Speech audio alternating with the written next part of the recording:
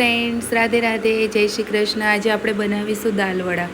મેં છે ને આ મગની દાળ પલાળીને રાખી છે, ઓવરનાઇટ પલાળેલી છે, ફોતરાવાળી દાળ લીધી છે અને આ આટલું લસણ લીધું છે, લીલા મરચાં તીખાવાળા જે પટણી મરચાં હોય છે ને એ પટણી મરચાં લીધા છે, 6-7 નંગ લીધા છે, એટલે થોડી તીખાશ આવે ને તો સરસ લાગે છે। અને આદુના 1-2 ટુકડા લીધા છે।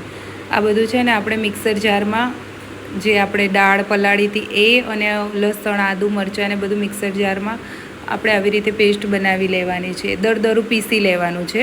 મેં પીસી એમાં 1 ચમચી ધાણા જીરું, 1 ચમચી ગરમ મસાલો અને મીઠું એ આપણે છે ને આમાં એડ કરી દેવાનું અને પછી 5-1 મિનિટ એને થોડું બેટરને રહેવા દેવાનું। સરસ મજાનું આવી રીતે બેટર કરીને રેડી કરવાનું।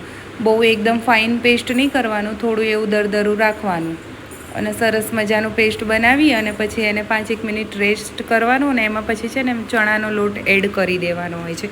1 વાટકી જેટલો મેં ચણાનો લોટ એડ કર્યો છે ને પછી એને સરસ મજાનું આવી રીતે ચમચાની મદદથી કે પછી તમે વલોણાના મદદથી પણ સરસ એવું ફેંટી શકો છો। અંદર ગાંઠો ના રહી જાય, બેટર આમ સરસ મજાનું ફેંટાઈ જાય ને એનું ધ્યાન રાખજો, અંદર ગઠ્ઠા ના રહી જાય। ચણાનો લોટ અને જે આપણે પેસ્ટ રેડી કરી હતી ને એ બધું છે ને એક સરખું આમ મિક્સ થઈ જવું જોઈએ।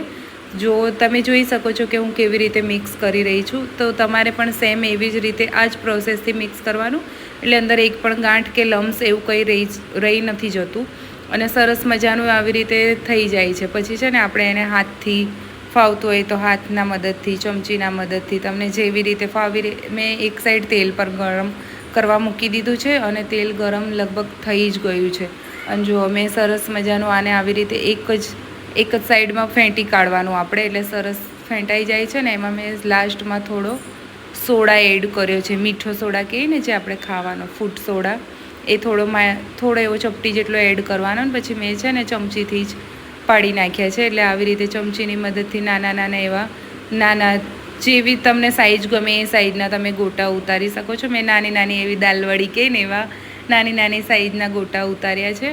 આજે આપણે લડ્ડુ ગોપાલને તો ભોગ નહીં લગાવીએ, કેમ કે આમ પણ મારા પીરિયડ્સ છે એટલે હું એમને એ ટાઈમમાં ભોગ નથી લગાવતી, એટલે આજે પછી મેં કીધું લાવો ને લસણવાળું આપણે બનાવીને ખાઈ લઈએ।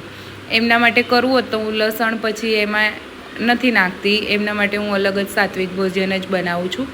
આવી રીતે આપણે નાના ગોટા ઉતારવાના છે ચમચીની મદદથી। મસ્ત જુઓ તમે, નાની એવી ગોટી તૈયાર થઈ જાય છે। દાલવડા એકદમ જ સરસ પોચા અને રૂ જેવા બને છે। જરૂરથી તમે આ ટ્રીકથી તમે જરૂર એકવાર ટ્રાય કરજો, સરસ મજાના ગોટા રેડી થાય છે। અને આ વરસાદનું વાતાવરણ બી, બહુ જ વરસાદ છે અમારે અમદાવાદમાં। તમારી બાજુ કેવો વરસાદ છે કોમેન્ટમાં જરૂરથી કહેજો। અમારે તો 2 દિવસથી સતત વરસાદ છે।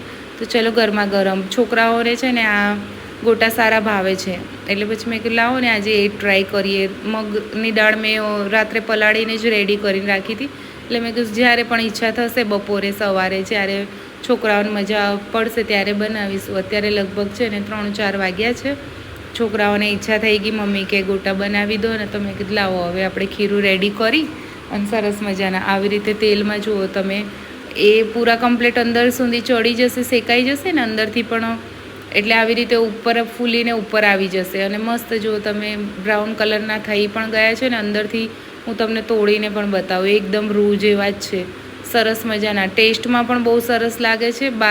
બહારના ખાઈએ છીએ ને તો ગળામાં ડૂઓ બંધાતો હોય છે, તમે આ ઘરે જરૂરથી ટ્રાય કરજો। ઠંડા થઈ જશે ને તો પણ તમને આમ ઈચ્છા જ થશે। મારે તો છોકરાઓ પ્લેટો પર પ્લેટો ખાલી કરે છે। વિડીયો ગમ્યો ને તો લાઇક, શેર, કમેન્ટ